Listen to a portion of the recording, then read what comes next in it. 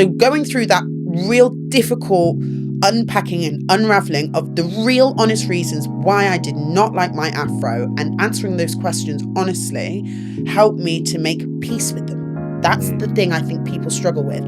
They can be defensive because I get it, it's not nice. But if you keep being defensive and you don't get to the root of why you don't like your hair, then you won't be able to put them to bed to move forward to then work on how to love it. Hey everyone, welcome to today's episode of the Mr MoneyJar Show.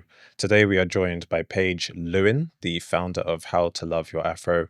We had a fantastic conversation on this episode. We talked about her book, How to Love Your Afro. We talked about some of the social and historical nuances around being black in the UK in the 21st century. And we talked, most importantly, about how to look after your afro hair. So I do hope you enjoy this episode and let's get into it. Paige. Hi. You Yes. have written a book called Apparently. How to Love Your Afro. Many congratulations. Thank I you know so how hard much. it is to It's write like a you're book. holding my child. Thank you. Why did you choose to write this? The funniest thing is I actually initially didn't want to write anything. There was a dream. Always starts with the dreams, doesn't it? There was a dream that I had. And in that dream, I held a book and read a book. And the title of that book was How to Love Your Afro. And I woke up at about 3:30 in the morning and thought, I don't know. I don't want to lose it. I don't want to lose the idea. And I didn't even think it was actually going to turn into anything, but I just word vomited just in case. And then I looked at the word vomit and thought, I might be able to do something with this. Okay. Right. And then I thought, logically, with the number of videos that I just spew out there, throw out on the internet, at this point, I think I'd passed 1,000 videos. Now, imagine you find me and you think, oh, this is really helpful. How are you going to navigate 1,000 videos? Yeah. Logically, I need a repository. And I thought, no, actually, this does make sense because it's all of those 1,000 videos. Condensed into one. Correct. So then I thought, no, let me try. If it doesn't work, I don't have to tell anybody that I tried. And how long did it take you to write it? About 5 months, Okay. maybe 6. Yeah. It's like 6 to 12 months for a book, Yeah, isn't it? but they was like, oh, don't rush it.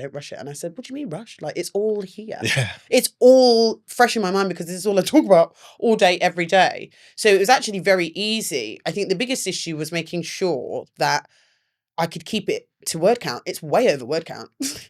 How many words is it? How many words is it? It is, I believe, 45, something like that. But honestly, I was supposed to have it at like 40. So Yeah, it's like 230 pages. Yeah. Standard non-fiction length. it's way over word count as it is, and we had to try and condense it down. So that was the biggest issue, was trying to find a way that we could keep it to the size it was supposed to stay at, because there were so many things I could have said and wanted to say. Well, I'm sure that after people listen to this episode, they'll go away and they'll put in their pre-order or their order. But do tell us about your hair journey. Take us as far back as you like as well. Okay, so I remember begging for a relaxer. And when I say, I mean aggressively begging. It wasn't cute. Like, I was arguing with my mum because I remembered I was the friend of the guys and nobody would be asking me out. They'd be asking my friends or asking me to ask my friends out. And I was like, whoa, damn, like, what's going on here? I was like, I fancy people too. Yeah.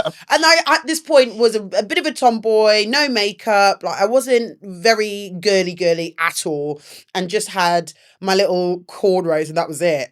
And I thought, maybe the relaxer will help.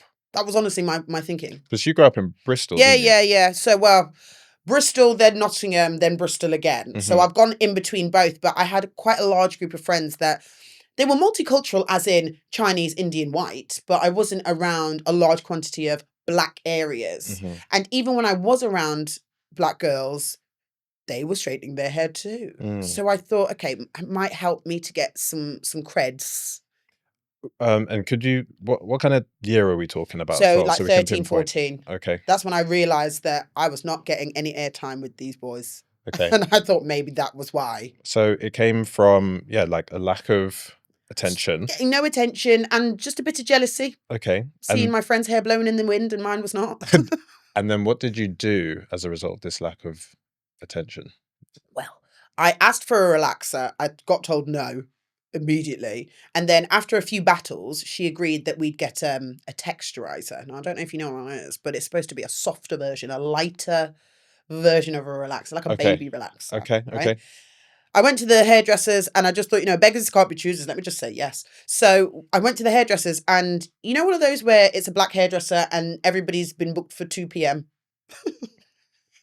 Well, it was one of those. Okay. And she got it wrong and ended up putting a super relaxer on anyway. It was from a mistake. So I'm by no means an expert in this field, No, but please. my knowledge of like black women's hair products comes from the Chris Rock documentary, Good Hair. Yeah. So I remember him speaking on there about like Yes. how damaging. Do you how see damaging the it can be chicken? and And you put it on the chicken. Yeah, and it like burns it and stuff. Yes, a hole was made in that raw chicken Yeah. from the relaxer. The issue with relaxers and the safety of it is there is not enough research being done. And when research is done, or when court cases are opened, it seems to be a really big deal and then it fizzles. And I don't know that we noticed that it doesn't actually come to conclusion. For example, there was one recently and the first issue was the misinformation because people thought that it was a court case about relaxers. It wasn't. It was about products that use formaldehyde to straighten hair. So like I believe Brazilian blow dries and things like that, they use formaldehyde. And that is an ingredient that really should not be being used like that. A lot of people that have had, I think, certain types of treatments where there's so much steam that hairdressers have to open the door because the steam is really toxic. That steam is formaldehyde steam. Okay. And that could potentially cause cancer. Okay. So there was a big news article about how, it was going to court and there were people that were saying that this is really unhealthy and really dangerous. Number one, people thought, oh, yeah, this is about relaxers, and it wasn't. And number two, I believe they've just paused that.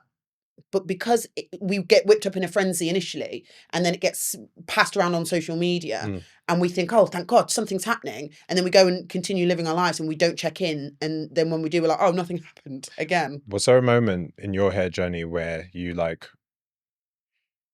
there was damage done to your hair or like something had happened to you and you're like, that's it, I'm going to wear my natural... Yes. When I went to the trichologist and... Sorry, a tricolor what? I too thought it was Spanish when I heard it. It's that? basically a trichologist studies the scalp and the hair, so Okay. conditions of the scalp and hair. And I went there because my hair was very dry and I wanted to basically understand if I'd gone too far. And it was when I had locks and I took the locks out and my hair was ginger. And oh, wow. I thought, okay. It had dyed it. I dyed it. Okay. Okay. What's the problem? Okay. So then I dyed it ginger. It actually was mango, if you want to know the specifics. And I thought to myself, my hair feels very crunchy. It was giving crispy, crunchy nut. And I went and I went in and they said, first issue is your hair strand has split down the middle and is exposing the cortex, which should never be exposed. It's the inside of your hair strand. And they said that it was like an unzipped jacket. And as a result, it'll never retain moisture. What's coming to mind for me is the Pantene commercials where they show the cross section of the strand of the hair. And wow.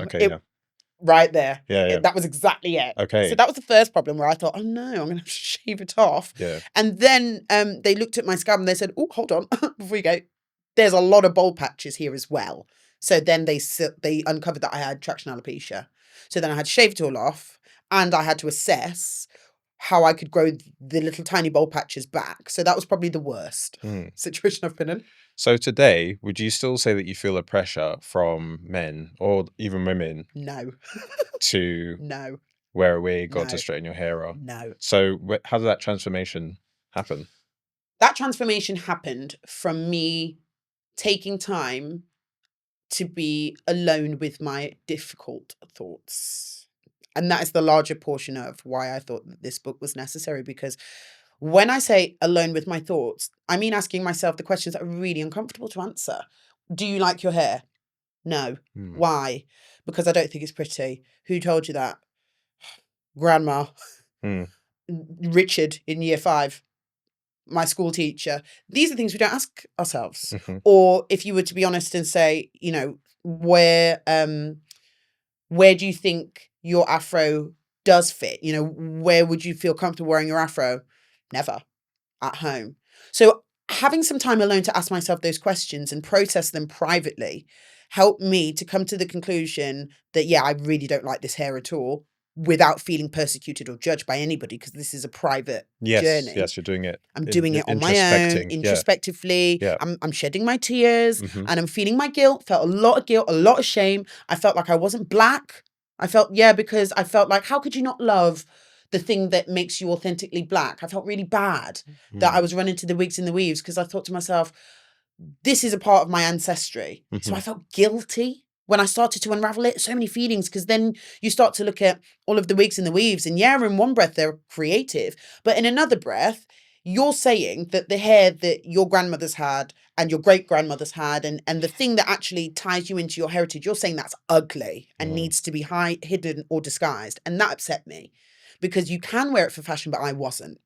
So going through that real difficult unpacking and unraveling of the real honest reasons why I did not like my afro, and answering those questions honestly, helped me to make peace with them. That's the thing I think people struggle with. They can be defensive, because I get it, it's not nice. But if you keep being defensive and you don't get to the root of why you don't like your hair, then you won't be able to put them to bed to move forward, to then work on how to love it. And to me, because I've got rid of all of those uncomfortable feelings, there's nothing you could say that would make me feel like I ever needed a wig again. There's nothing anyone could say to make me think my hair is ugly, because I've said all the awful things before you. I've beat you to it privately and worked through why I felt those feelings, and then I've gotten rid of them. Something I really wanted to talk to you about today. Tell me. Get my water. Is the some of the social and historical reasons for why Afro hair is stigmatized. I think you did a BBC London interview where I saw you touching a bit on it, but I wanted to have that conversation with you today, because I think that you can bring a lot of nuance to it. Yeah.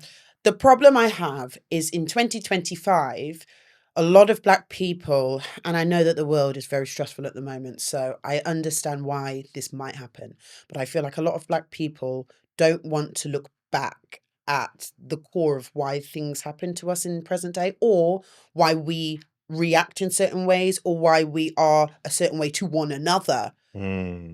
Slavery is one of the reasons why oftentimes in the Black community we will not support one another. The competition. Let's unpack that. There are a number of really harmful either laws, whether it's Jim Crow or like oppressive tactics used by colonizers, such as demeaning a Black man in front of a Black woman, so that the Black woman did not feel safe in the presence of the Black man. So those types of structures were being broken down and have now been passed down.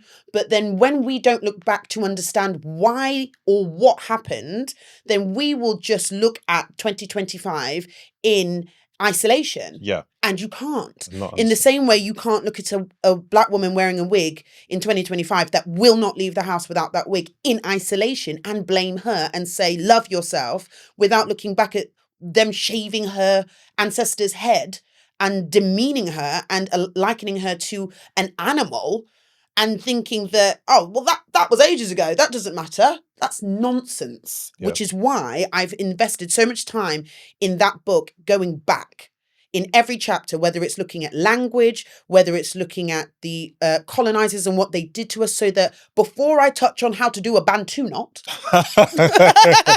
before we get there, we can unpack why it is you might think that that's too much hard work. Listening to what you said makes me feel really seen, and a bit emotional, actually, because I have done the same thing within the financial context. And there's not really been anyone that I've been able to talk to. It's like you try and talk about the past, and then people just want to gloss over it as if there's no social or historical context to anything. Exactly. Even the fact that when you look at the ethnic groups in the UK, right, we have 5 high-level groups, if I remember correctly, that the ONS uses. We've got white, Asian, Black, mixed, other. Now, why are 2 of those named the complete opposite of each other? Why do they not refer to a piece of land, to a people, to, like at least Asian refers to a continent? What's this black and white stuff about? There's a historical context to that. And there is a reason why it was done. And if we don't go back, then to we your won't point, be able then to we'll contextualize. And we'll suffer the pain, but without any of the context. And we won't be able to find any resolution. And when I say resolution, this is the other thing. I find sometimes Black people want the resolution to begin outside of themselves. Control the controllables, guys, because slavery has meant, and colonisation has meant, that we have systems in place that may actually never be broken down. I don't know whether that's like shocking to say, but it maybe not in our lifetime, maybe not in the next generations. It's racism on a very deep level. You are breaking, just to be very clear, you're breaking it down by writing this book, by creating the movement you've created. Congratulations on all your success on social media this year, by the way, because I went on your podcast episode like in April or when was it? And I can't remember how many followers you had then, but you have absolutely, and we'll get into your experience growing your socials as well. But I want to offer you a recommendation. Yes. Actually, and also to get your thoughts on recommendation. Tell me. Rather than saying slavery, I think that we should say transatlantic slave trade. To be fair, I use that term a lot in the book. Yeah, because I think other ethnic groups are really specific with language, and so they get things done because they're specific. So slavery is like an age-old institution, which people have done to each other since time immemorial, since whoever picked up the bigger stick or whatever. But the transatlantic slave trade is a 350-year period of racialized slavery propagated by the West and the US against Africans, taking them over to the Americas, to the Caribbean, which a period during which systems were put in place. So in the case of financial systems, during that era, you see insurance being created, you see the stock market being created, you see modern day banking being created. So I think if we can be specific. Do you want to know why I'm not? Go for it. I will be after a decent amount of people have read that, because I've explained it in that. Until they have, I don't want it to. In the same way that, you see, I don't like the term 4C in relation to Afro hair, 4C hair, but I still have to hashtag it. Sometimes I still have to say it, and it's vinegar in my mouth. But I do it because I need to get to the right people. Message out. Okay. I need them to understand, but there'll be a point at which I won't be using it. Okay. Right? But I need to educate you first. Any solutions to some of the structural and historical things that you've touched upon? Yes. Other than reading a book? No. Just read that. And jokes aside, I genuinely feel as if the work needs to happen outside of us. Us, Black people, us, right? And I say that in the same way that, you see, BLM, I know a lot of people have very mixed emotions about whether or not it was useful or not. I personally feel that the most recent Black Lives Matter movement was beneficial because it meant that more people that were not Black were getting so upset that they would take the argument into spaces that we were not going to be. I think that's where a lot of the power was. Because in the same way, and this is the analogy I like to use, in the same way, if there are women fighting for women's rights, okay? If something happens to a woman that is unfair, you would expect women to be upset about that, okay? You wouldn't necessarily automatically expect for men to be upset or as upset. So imagine now we're at, I don't know, a country club. There's a group of men. No women are there. It's just lads day, lads. And then, and then one man says something really sexually explicit about a woman, really inappropriate. If maybe 4 out of those 7 men say, Jeff, outline. No, draw that line. Instead of laughing and patting him on the back and agreeing and joining in, then that's going to actually, from the inside out, have more cause and effect within how men are respectful. And I feel as if that was what was needed, where there were more white people, for example, that would be at home with their potentially racist parents, and their racist parents would be saying things off the cuff, and it's for them to say, no, Absolutely not. Mm-hmm. And I do believe, especially in some of the friendship groups that I have, they would come back and they would say, oh, my cousin the other day said this and this, I had to put them in their place. And that, to me, is how the wildfire spreads. Mm-hmm. Because eventually the racists will be like, I don't even think it's safe to say it here, and there's no one black here. That's what I want. Where we're not even there, and they're like, let me know. I agree with you. I think it was a movement that was greater than the sum of its parts. Yeah. And I think it's had an effect since the pandemic. Yeah. I've noticed a shift in 2025 where I'm actually noticing white people calling other white people racist. That's exactly it. That happened this year. Like, I don't remember it happening last year. I remember it bubbling. Okay. I remember it because there were a couple of videos that went viral, and one of them was a young white girl that was just dragging her parents for filth whilst recording, but they didn't see her recording. And their things they were saying, talking about their animals, and the reason they're in the ghetto is because of this. And I know, I was like, oh my God. And she was catching it all live on camera, but she was going like hard, fighting back. And I thought, that's what it needs. When we aren't there, God forbid what's being said. Yeah, and we can't be there every time. Yeah, it's also it's tiring advocating for yourself. It is tiring, but I also feel like sometimes, unfortunately, it takes somebody that looks like the aggressor to say, that's a bit far, actually. For them to say, is that too far? Because they'd expect us to get upset. Oh, they're upset again. But if it's someone that looks like them that's like, it's actually not cool, maybe they'll listen. Speaking of viral videos, when I was doing my research on your due diligence, your socials, talk to me. What did you find? Your most viewed TikTok video was your response to Ginger J. Heathen, yes, I recall. Yeah, I wonder what you made of his comments. Which one? There were so many videos as well that came afterwards where I thought this is ridiculous. Yeah. Let me tell you what I think about Mr. Ginger J. Okay. What I think about that man is, as with a lot of men, there is a pain that is actually, it's got nothing to do with me. It's got nothing to do with that young black woman. It's got nothing to do with us. By the looks of it, it's his mother he's upset with. There was a rant that came out afterwards where he seemed to be directing a lot of his anger towards her.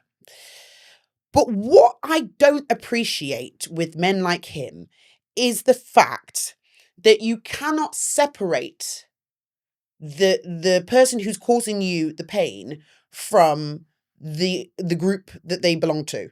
Okay? So for example, I don't know if you saw, but I recently talked about the fact that there have been several occasions where black men from when I was maybe 12 and then again at 18 have either bullied me or made me feel less than, just been really mean to me. And they've focused on the fact that I was black. Like they've talked burger lips and blackie and this and all these things. Did I go on a tirade about black men?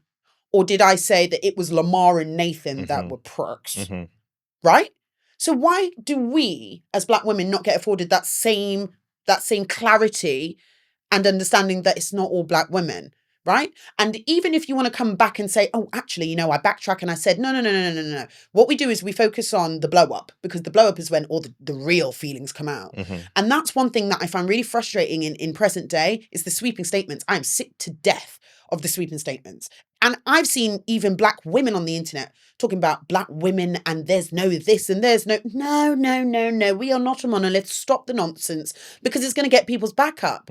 If you want to address the situation, you mitigate, you focus in on who actually caused you the pain, and you go to therapy. Otherwise, you don't need to be on Beyonce's big internet. It's irritating. So I understand we're not always going to get things right. I have no doubt that in my lifetime, I'll probably skirt around the cancellation hole. I have no doubt. And I'm just going to have to deal with it when it comes. But what I don't like is when black women are constantly seen to be the worst. We are the problem. And it's not, actually. It's your unhealed trauma that's the problem, because there's a large quantity of black women that have no alignment with whoever caused you that pain. We would never cause people pain. We're actually incredibly nurturing as a collective. So when I see things like that, it frustrates me, because I think to myself, there's going to be young, angry black men, or just men in general, that have also got trauma and will latch on to that nasty rhetoric. Yeah, I think times have moved on, and he was swiftly reprimanded for his comments. And when I saw the clip, I then went away and watched the full episode because I'm like, okay, this is a clip. Let's see what happened. Yeah.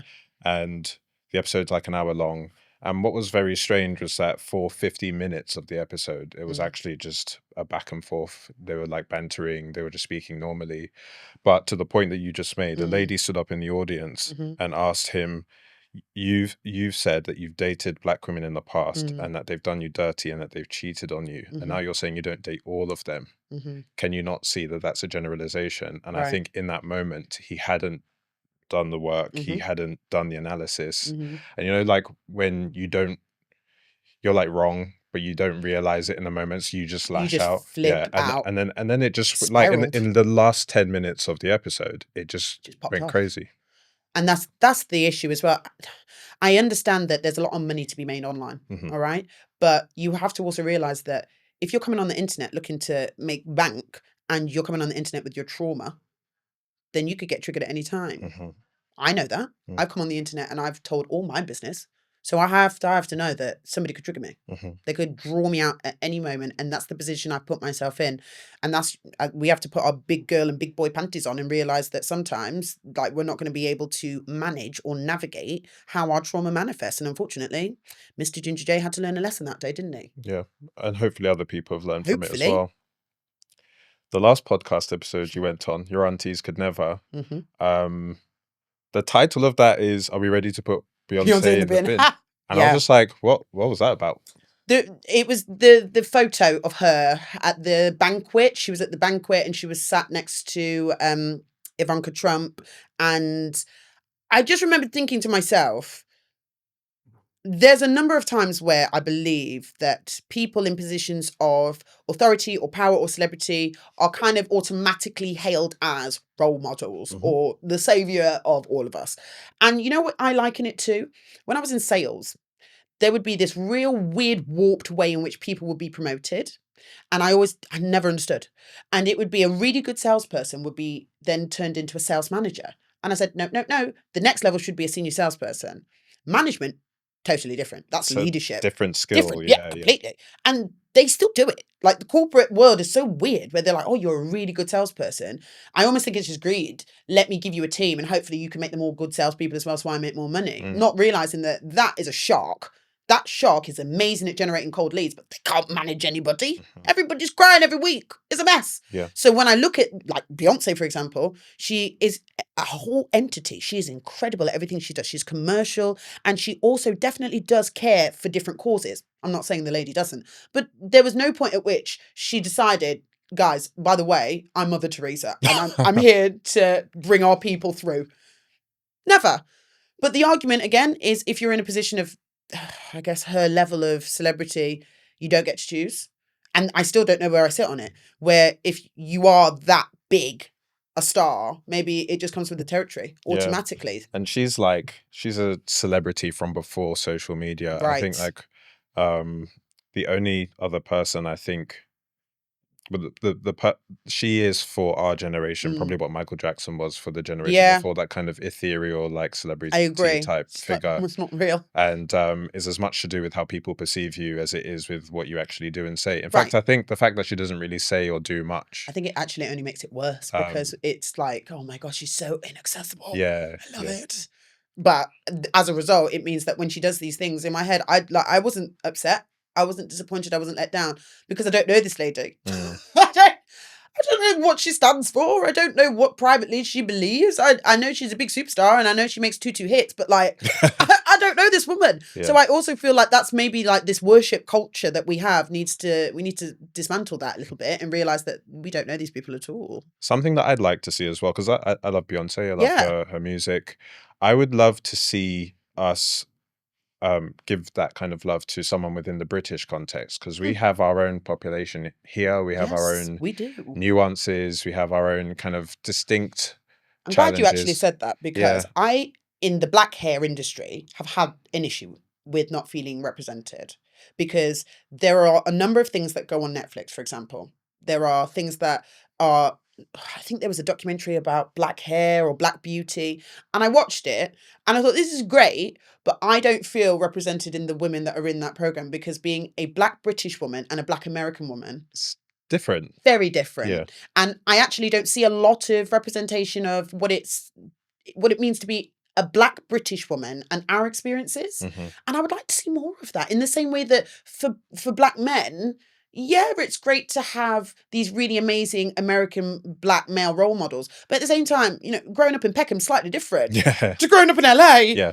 So I would like to see more of that. But I also do feel like the argument from a lot of Black Americans is also that, for example, in the movie space, there seems to be an uproar because a lot of Black British talent apparently is being hired over Black American talent. So I don't even know how to fix the problem. I'm just sat here venting with my water. You are the solution to the problem, Paige. You are. You're kind of. You're looking. It's so interesting because you're looking for representation, but you are the representation. Yeah. It might not feel like it now, but Yeah. when we look back, we'll be like, oh, Paige Lewin was the first da da da da da. I hope so. Like, I really. You are. You got a whole. I got a whole book. Yeah. Listen, imposter syndrome is real. You keep reminding me. I'm like, yeah, okay, yeah, you're right. I wrote that. And I would like to be able to be British on a global scale, so that there's a certain type of British person that does see themselves in me. Because as much as I love Top Boy, that's not, I didn't move food for a living. Yeah. You know? And I didn't grow up in ends. Yeah. I had an all right childhood. Yeah. Shout out Kane Robinson. He's a amazing actor. Amazing. Yeah. But I just would like to see more. I feel like more of us. Mm-hmm. See, just on a wider scale, where people understand that, yes, I understand there's a lot of stuff that goes on in Britain, and, you know, it's great to talk about the highs and the lows of it, but there's almost like a middle Black Brit. And I don't see us anywhere, really. It'll come soon, because of conversations like this and because of books like that. Agreed. So yeah, I wanted to talk to you about your meteoric rise on social media. Stop it. And I am, because I counted, you have 194.5 thousand followers across all your socials. What were you doing before you were a content creator and published author? I think you just hinted that you were in sales. Yeah. Is that where you get your extroversion? And I think so, yeah. I was a sales director. I would manage teams. I would run B2B trade fairs and direct exhibitions, and then moved into tech sales. My key thing was cold calling. So I got paid a lot of money to do the stuff that made people basically really uncomfortable. Cold calling, cold emailing, going to exhibitions and pounding the pavement and generating new business. They'd fly me all over the place. Dubai, Germany, Dusseldorf. They had big medical trade fairs. And to be fair, I was very good at it and I made good money. But it got to the point where I was 27. I was on 80k base with really good comms, which is when I moved to London from Bristol, living on my own in a 2-bed, 2-bathroom, 2-balcony flat, doing well. And I just... In Bristol still? Nah, here. Oh, London. Okay, cool. Indeed. And I remember thinking, I hate this job. I hate this job. I don't like this. These people are awful people. I'm good at this, but my mum always used to say, you keep making middle-aged white men money you could make yourself. I literally was the first person to hit, I believe it was 2 million in net new revenue in one of the first companies I worked in. So off the back of that, they said that they created the Millionaires Club. Obviously, very smart, so that everybody strives to hit 1 million, so they get put in the club. Meanwhile, the CEO's like, good job. Yeah, the shareholders. Thank you. Smashed it. Yeah. Well done. Yeah. So weird when, like, very dystopian when you look back. But my mum was like, if you can make him 1 million, you can make you 1 million. And it was that feeling of, obviously, indoctrination. A lot of the times these guys would be like, oh no, you know, we'll support you. And you can't do this on your own yet. And you still, you know, you can't let your ego get in the way. And there was a point where I was like, actually, no, I'm not going to do this. I'm not going to do this anymore, because I think I've proven now that the algorithm is not the business, it's me. Because I keep going in these companies and I keep making these white men really, really wealthy. And I thought, let me try it on my own. There's always going to be a white man I can make rich. If it doesn't work out, trust me. Yeah. So then I thought, okay, let me just try and go the distance on my own. And to be fair, I've not been evicted yet.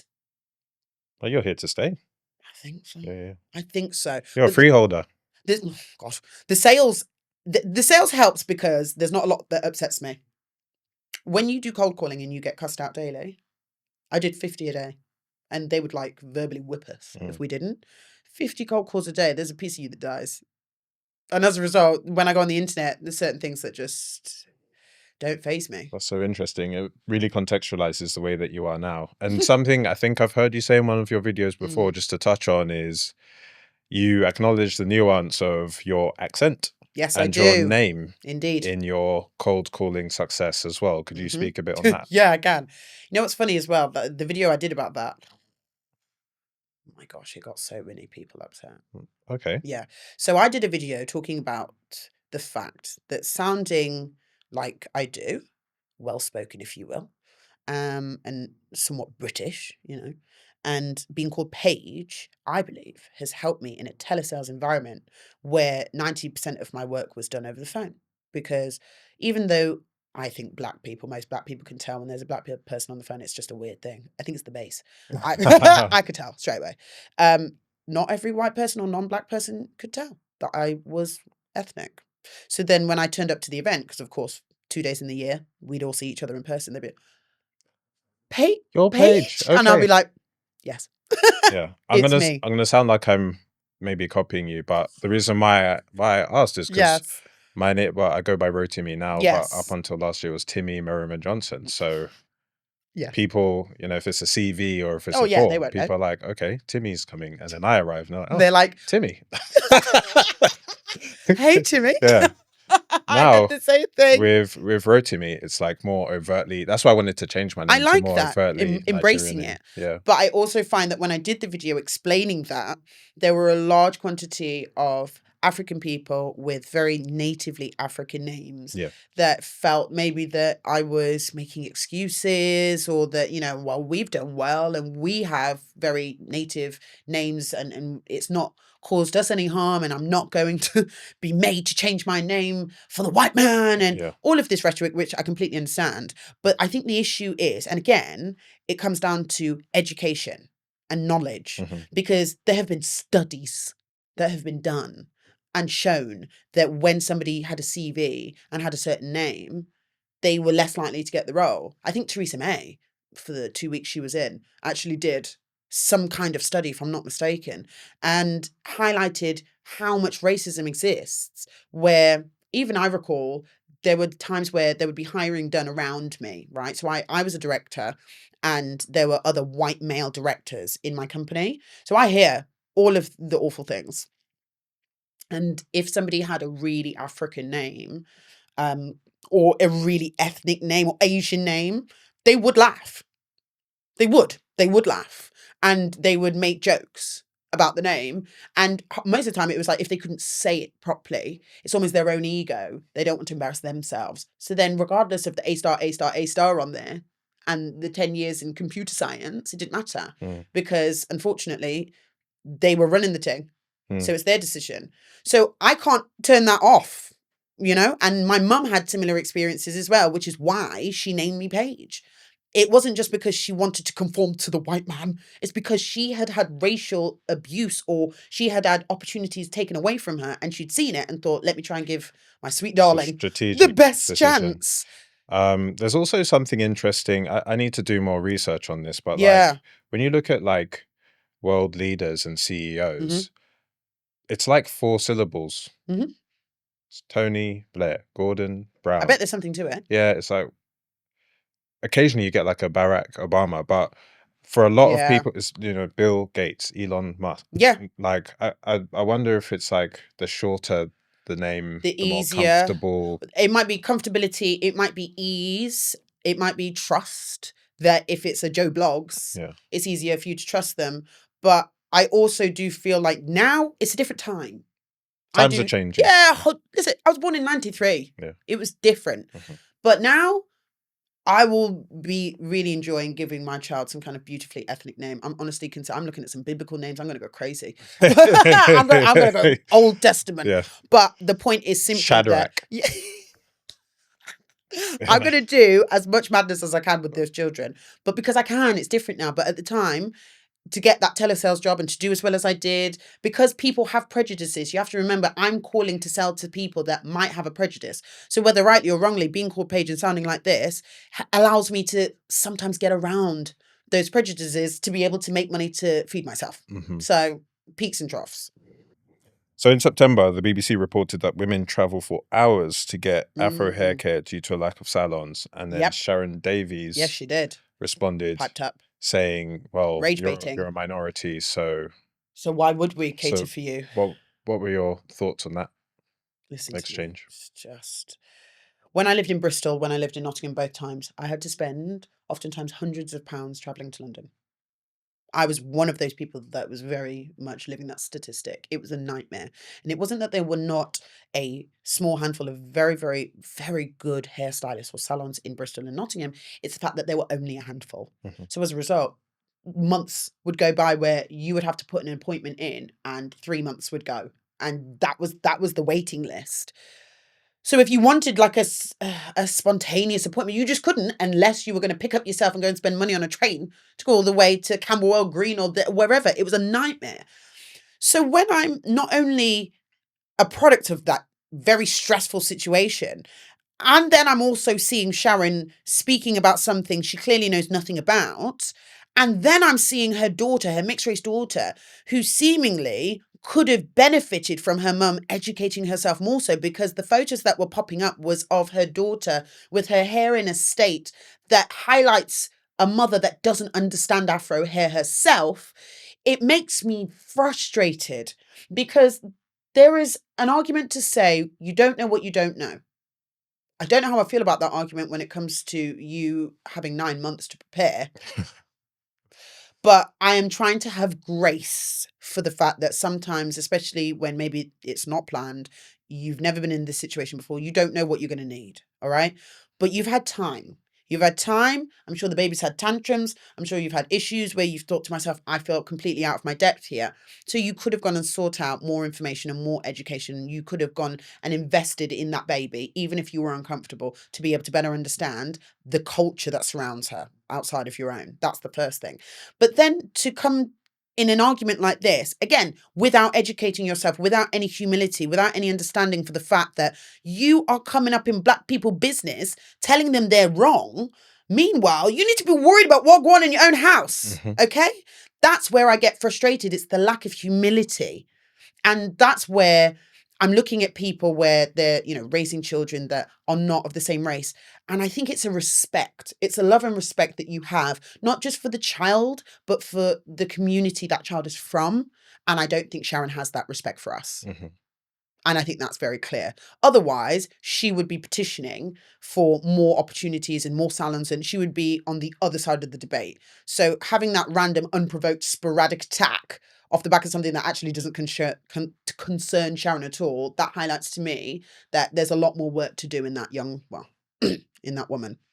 Yeah, thank you for that. And look, it's going to be an ongoing conversation because the mixed population is the fastest growing population in the UK. It's the youngest population in the UK. And they deserve to have as many people that exist caring for them. We've all seen that video of the white man in the salon with the young mixed race girl with the white mother, and they were both saying how hard and difficult her hair was. So realistically, it's either that or Sharon, you're quiet and we open up a couple more Afro hair facilities, because that young woman is potentially traumatized from being sat in a place where there were not people that were actively ready to care for Afro hair. That's the point. We need more and we don't have enough. We've got just 2 more questions. Go for it. What one thing can someone do to love their Afro? They can treat it gently. And I mean that in a way where a lot of people, black people, were raised to believe that their hair is tough. It's like the narrative, it's tough, it's picky, it's hard. So because of that narrative and the language that's used around it, we internalize that, and I don't think we realize, because I did. So it meant that I would be asking my braiders if their grip game was 10 out of 10. Because you want it slick. You want it just, wow, right here, grip stuff. And I thought that it would make the braids look stunning. And oftentimes it did. But I could care less about what it did to my Afro. And why? Because I thought it was tough and could handle it. In the same way you see where, you scrape it up, and then you do the got to be, and then the baby hairs with the hard bristle brush that's like knives, 10,000 mini knives in a brush. Yeah. You know why people do that without thinking about whether or not it's going to hurt their hair? Because someone told them that their hair could take it. The narrative is that our hair can handle absolutely everything. It's actually quite the opposite. We have the most fragile hair type. It's the most easily breakable hair type that exists. So the first thing you can do is be gentle. Is when you're doing your hair, release that tension in your shoulders. Is make sure that the space you're doing your hair in is clean and it's not cluttered. Make sure that the tools are not rough. Make sure you leave enough time before you start doing your hair so you don't rush it, because rushing leads to frustration, leads to breakage, and leads to heavy-handedness. And listen, you don't have to speak affirmations. That's not for everyone. But realizing that your hair is a part of your anatomy in the same way that your eyes, in the same way that your legs, your skin tone. If you don't slap on your body cream and rub it in aggressively till your skin is red raw, then take your time with your hair in the same way. If you just start there, just start being gentle. Even when you feel yourself about to stop, breathe, don't do your hair when you're angry, pause, and treat it almost like you would treat like a child. Put your kiddie gloves on. You'll start to feel an affection develop, and it's autonomous. Anything that we're gentle with, we're gentle because we care, we don't want to hurt it. And if we start doing that, you'll start to see a change in the way that you behave and the way that you feel about it in general. Love your hair. Treat your hair with love. Yeah, and be real gentle with it, for real. And then slowly you will start to realize it'll flourish off the back of it. I wish we had more time.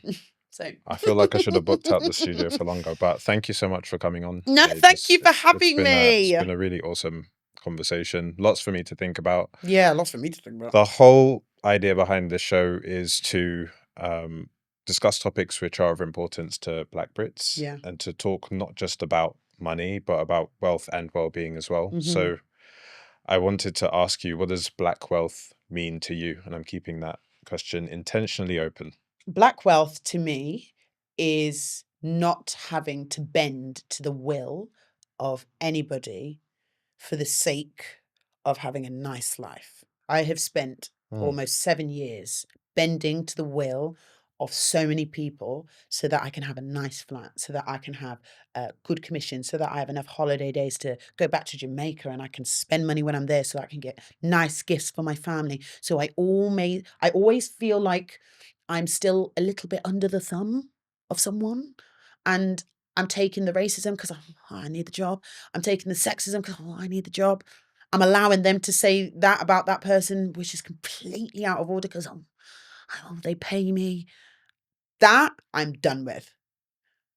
Black wealth for me is I manage myself in a way where I don't need to beg for crumbs. I don't need to come to you and when you're being disrespectful, allow it. If I'm in space with somebody and they are out of order, I can leave, and it doesn't mean my rent won't be paid. I can make decisions that are not just going to make me happy, but also are going to protect my community, and I can put my people first. Like there's many tables I've been at recently where brands people wanted to do something, and I thought, no, I don't like that. I don't like that for me. I don't like that for the people that follow me. I care about them too much. And I said no, and I could say no. And I've spent years not being able to do that. So to me, I'm on the verge of really experiencing what true Black wealth is, which is having complete autonomy over what I do and how I do it, and somebody not making that decision for me because they're in charge. They run things. I run things. Paige, thank you very much for coming on. No problem. Thank you for having me.